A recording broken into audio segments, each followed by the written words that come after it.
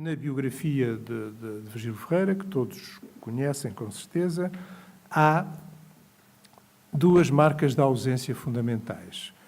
Primeiro, por volta dos 3 anos, os pais emigraram para os Estados Unidos, ele ficou sozinho com as tias, e depois, com 22 anos, a namorada que tinha em Coimbra e que era do Porto, morreu com uma tísica galopante em 2 meses. Ora, a ausência ficou assim como um biografema fundamental da obra de Virgílio Ferreira. O conceito de aparição, a aparição não é agarrável,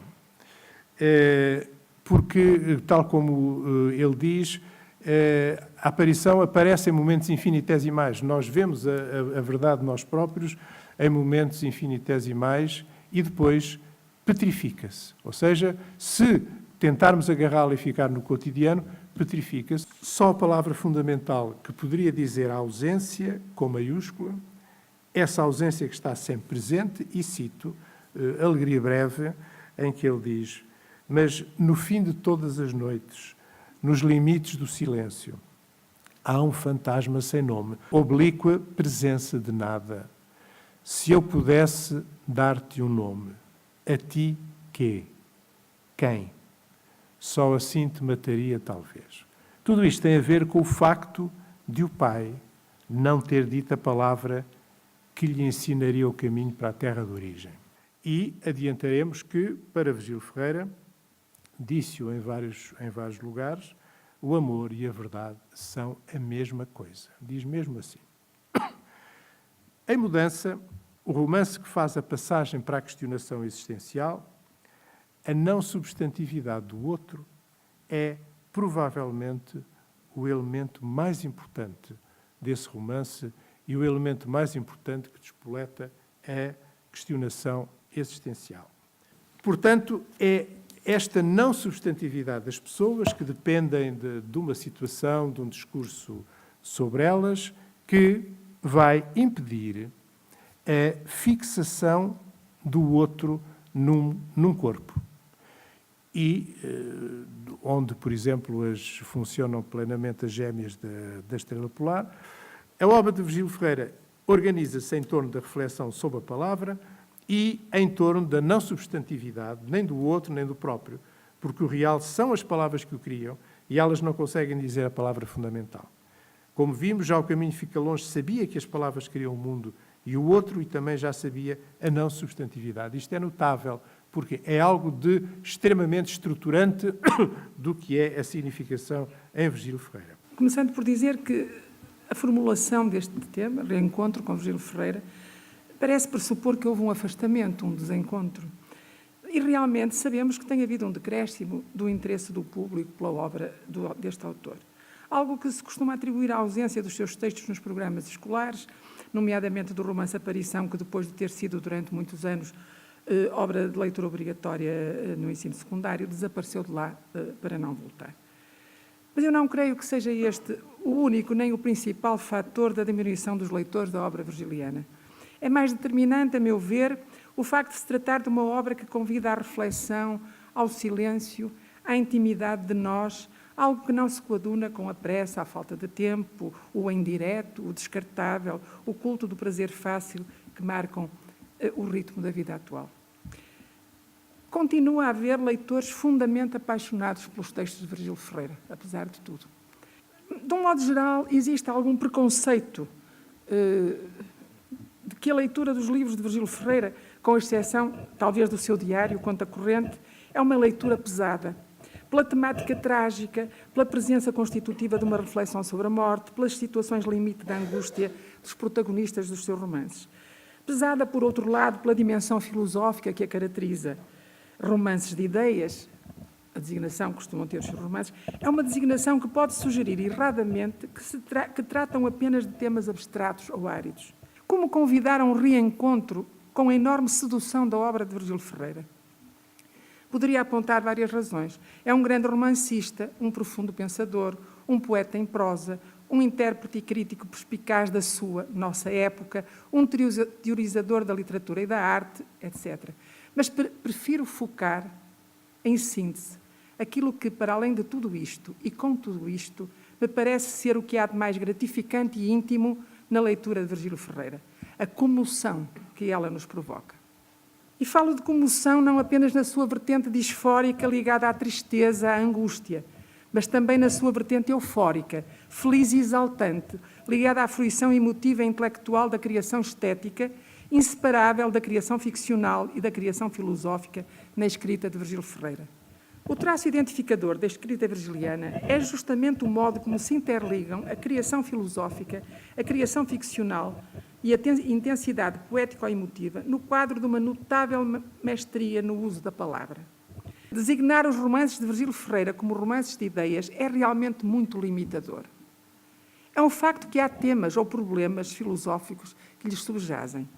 O eu, o tempo, a memória, a palavra, o corpo, entre outros.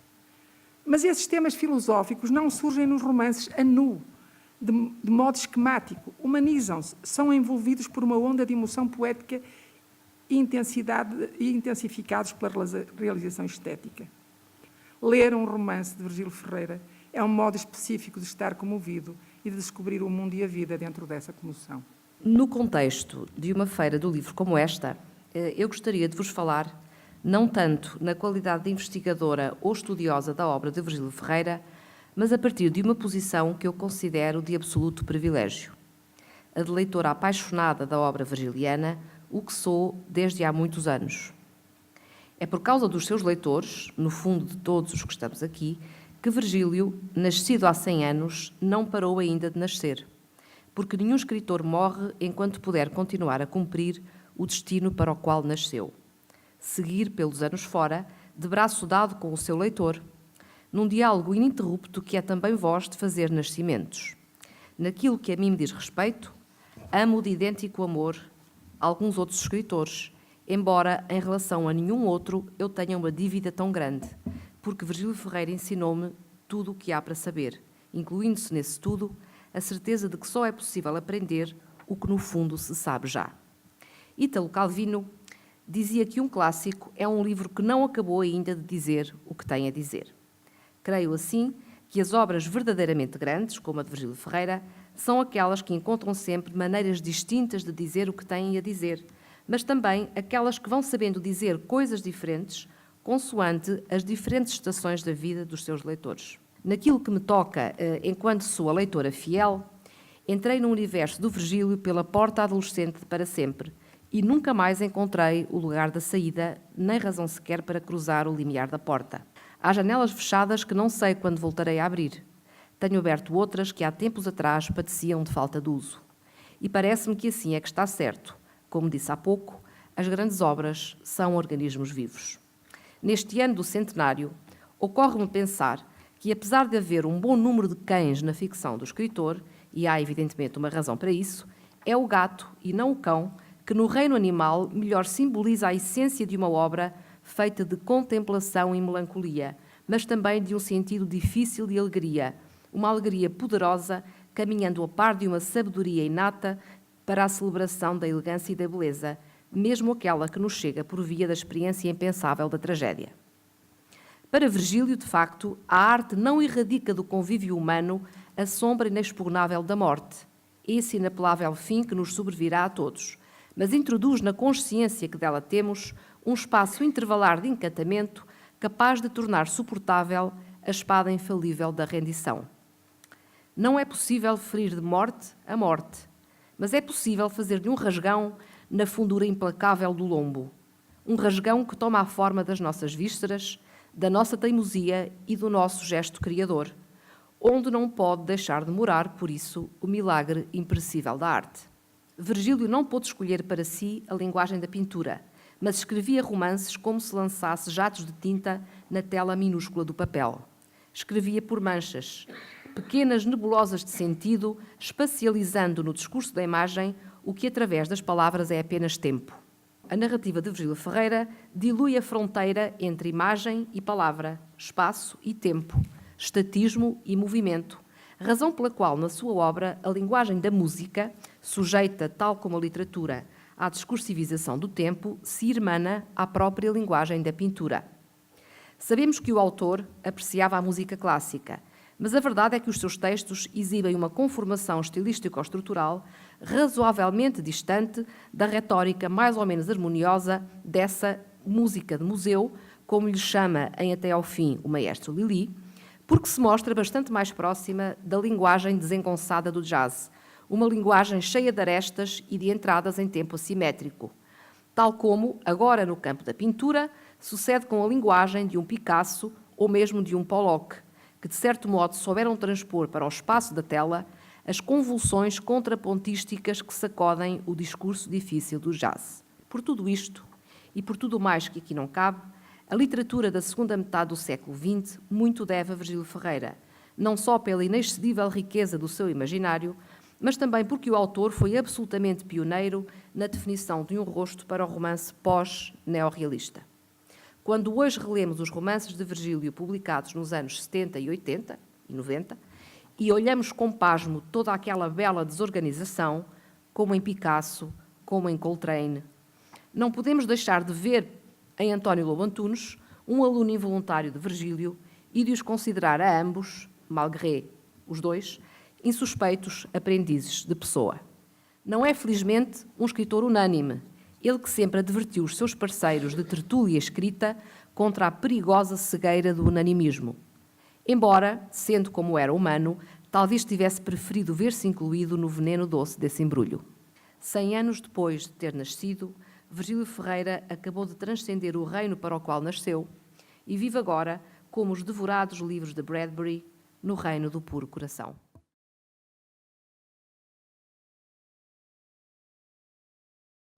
O trabalho letterario di Virgilio Ferreira é feito de diálogo intertextual com outros autores do seu passado e do seu presente. É um trabalho feito de clareza, de perfeição formal. As suas palavras funcionam como mapa inventário de um percurso de vida, transformando-se em cor, luz, textura, movimento, som, olfato, emoção. As palavras dilatam o lugar da memória num diálogo contínuo de afetos, saindo do um eu rumo a uma relação com o outro, modo maior de o alcançar, tocar, reter, comover. Uma cartografia da existência transfigurada em literatura. Queria fazer 3 cumprimentos. O primeiro é devido ao Presidente da Idealidade, que nos proporciona esta Feira do Livro com tanta animação e tantos motivos para estarmos aqui no Palácio, nestes jardins, à Senhora Comissária-Geral, à Professora Maria Boquiquio e ao Sr. Professor Silva Pereira, que me convidou alguém que não é especialista em Virgílio Ferreira para ter o atrevimento de estar aqui. São um testemunho de partilha de fascínio pela obra do Virgílio Ferreira, através de alguns encontros de circunstância, feliz circunstância, de um amigo, o pintor Júlio Rezende, que eu creio que se o Virgílio Ferreira teria autores de eleição, além do Merleau-Ponty, do Sartre, o Maurice Blanchot, creio que o Júlio Rezende seria o pintor da sua maior proximidade, intimidade, eleição, a par do Picasso, noutra circunstância. E foi através da aparição que foi, enfim, primeiro prémio de artes gráficas na Bienal, na 10ª Bienal de São Paulo, que eu comecei por conhecer o Virgílio Ferreira, na circunstância em que eu me coloco, um leitor de Virgílio Ferreira, é tudo o que foi dito e a emoção, com certeza, que ele registra na Carta do Futuro que eu citei. Cada parágrafo é profundamente emocional, de recriação, não só de imagens, mas de um conhecimento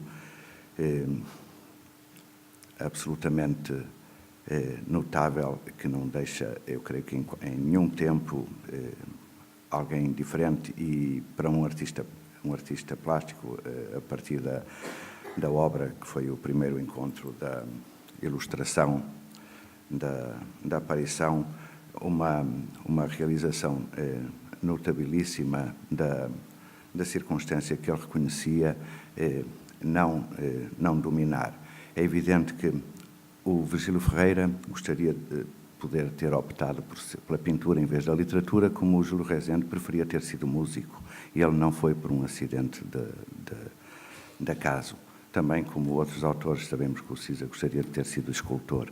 Mas, neste caso do Virgílio gostar, se pudesse optar, como é verdade, pela pintura, era o domínio, enfim, da palavra que ele cultivava, e as linguagens, quando ele fala em arte, não especifica que linguagem é arte com todas as linguagens, e a circunstância da gramática de cada linguagem. Enfim, ele optou, felizmente para todos, não sabemos o que teria sido na pintura, mas na literatura absolutamente fascinante. Depois há outra acessão que eu cito na conta corrente 3, que é: nós não damos conta de como a arte nos despassa de todo o lado.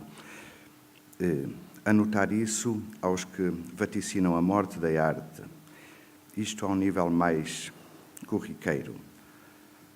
Dispor os móveis numa sala é fazer arte, ou olhar uma paisagem, pôr uma flor na lapela ou num vaso, escolher uma gravata, uns sapatos, provar um fato, pentear-se. Todas as coisas de cerimónia têm a ver com a arte.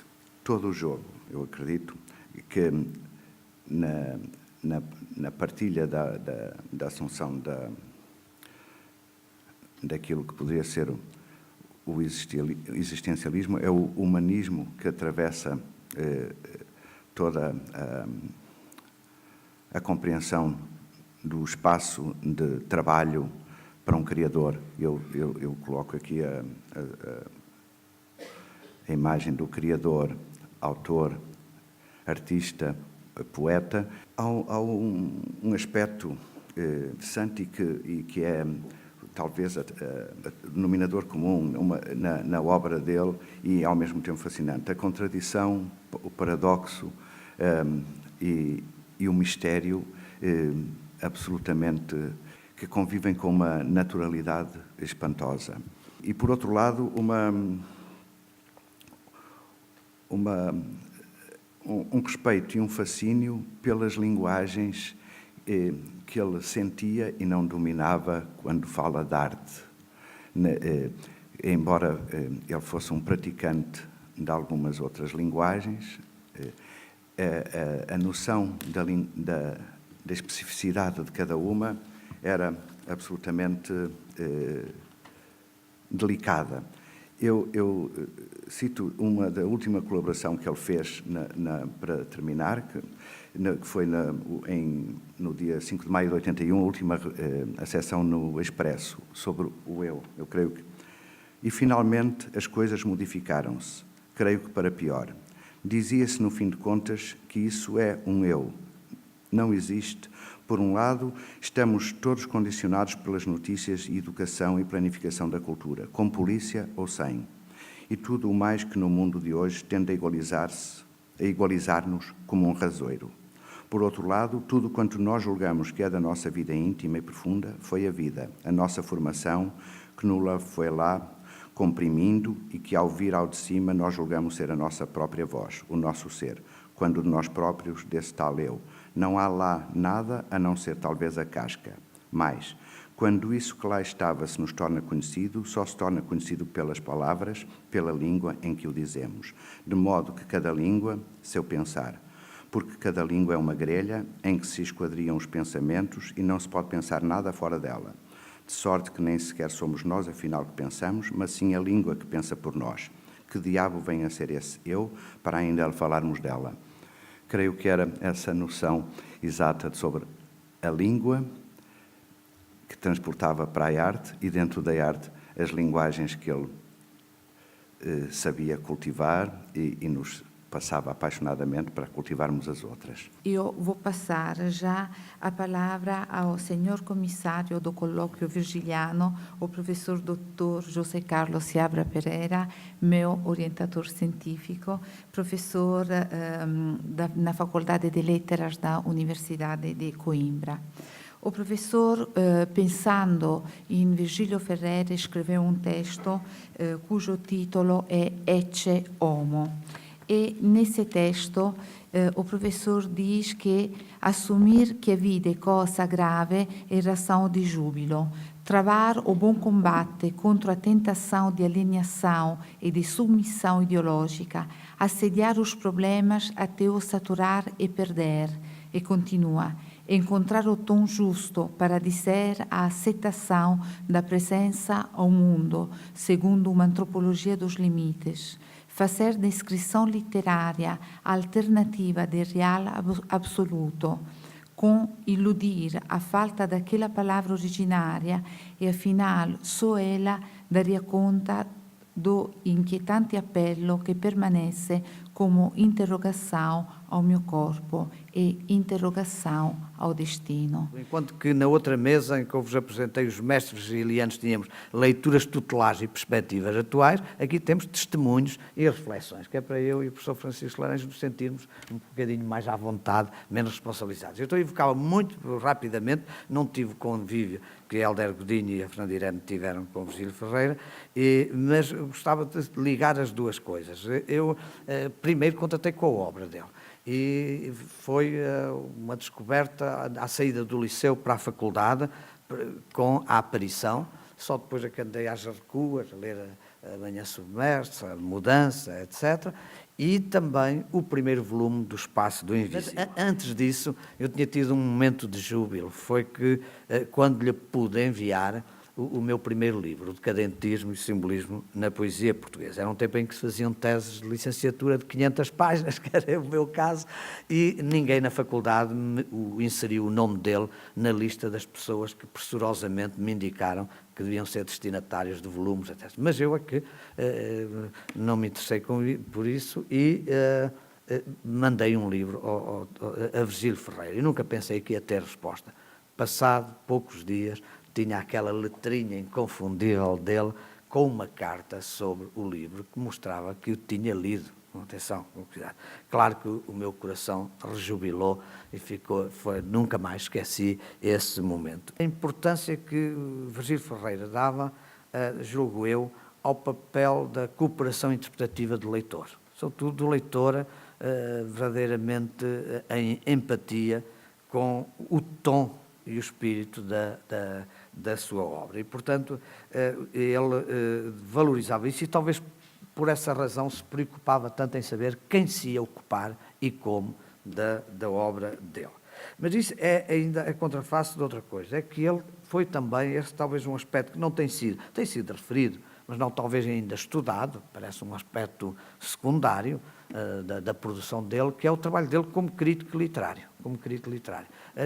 Os estudos ou ensaios ou artigos interpretativos sobre autores muito diferentes e alguns, ou um enorme poeta, mas que parecia estar num período de menos consideração, o António Nobre, até um autor, um poeta do segundo modernismo, que já foi aqui aludido hoje, porque é dele que vem a epígrafe fundamental sobre a palavra, a última, a primeira, que é Saúl Dias. Mas também Raul Brandão, e assim sucessivamente, Raul Brandão, que ele veio a dizer, quando começou a alterar o seu cânone de autores inspiradores, que hoje acho que devia ser o autor ideal, devia ser entre de Raul Brandão e dizendo de Raul Brandão, o autor que está mais próximo da minha visão do mundo. E nesse autor, Virgílio Ferreira, autor de crítica literária, eu queria sublinhar um aspecto que também os nossos mestres virgilianos têm chamado a atenção para a criação narrativa dele, que é a importância das palavras. Na verdade, a palavra, a última, a primeira, a decisiva, essa está sempre em fuga. Há só uma aproximação assintótica, digamos assim, a ela. Mas há as palavras, certas palavras que são fundamentais e que definem o idioleto de cada grande autor. E por isso que alguma crítica, às vezes um pouco míope, começava a dizer que havia sempre as mesmas palavras-chave, como não, se elas são decisivas para este trabalhar de novo das questões fundamentais. E ele, como leitor dos outros autores, mostrava essa capacidade. Dou-vos só um exemplo, até porque estamos no Porto. Virgílio Ferreira foi dos primeiros a falar, depois também Eduardo Lourenço, etc., de que a poesia de Eugênio de Andrade se distinguia por ser uma grande poesia, mas de onde quase estava ausente o discurso. Que era um discurso explícito, que era mesmo um discurso implícito. Era outra coisa. E que nessa ausência de discurso havia palavras mais importantes, mas havia uma palavra que era decisiva. E creio que é um acerto crítico extraordinário, que é a palavra rumor. Depois outros falaram de rumor, não é? Mas esse sublinhado da importância axial da palavra rumor na poética e na criação lírica de Eugênio de Andrade e a justificação que Virgílio Ferreira adiantava para essa presença quase obsessiva da palavra rumor são um exemplo maior desse acerto crítico. Lembro-me de um passo onde alguns diz poucas vezes falam, a propósito da minha obra, do tom. Poucos parecem não só ser capazes de acertar com esse tom, como de terem a percepção da importância cimeira, condutora, do tom. E, na verdade, como todos os grandes escritores, para além dos temas, dos motivemas, deste estilema, deste traço de estilo, linguagem, etc., nós sentimos, quando passamos, sobretudo, de um para o outro, grande escritor, que mudamos de tom. E Virgílio Ferreira tem um tom inconfundível.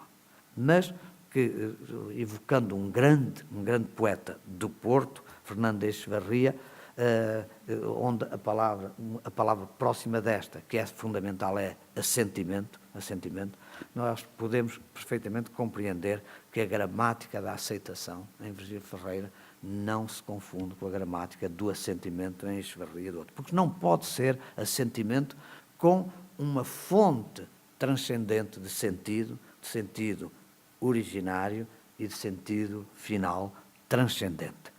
Todo o milagre da condição humana há de caber nos estritos limites dessa mesma condição.